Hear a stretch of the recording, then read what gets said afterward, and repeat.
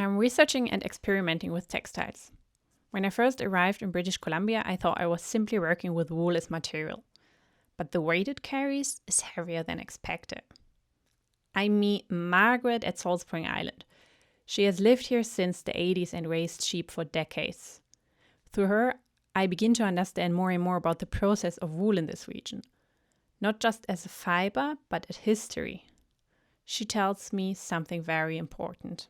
In this part of the world, they had woolly dogs, which were quite small, but very fluffy, and they were not the same as the other dogs that they had. They kept them on islands so that they didn't interbreed with dogs that would, ruin their genetic makeup. But once they got sheep from the settlers, or wool from the settlers' sheep, they just died out, which is very sad. After speaking with Margaret, I continue my research and learn that disease and colonial politics made it increasingly difficult and eventually impossible for Coast Salish communities to maintain their woolly dogs.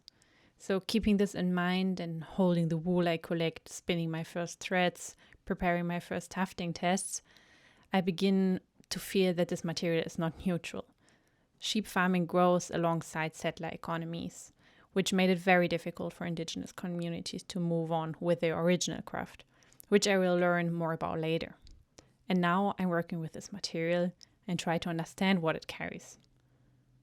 The wool hangs heavy to dry. Working with wool here means working with what was replaced and what remains.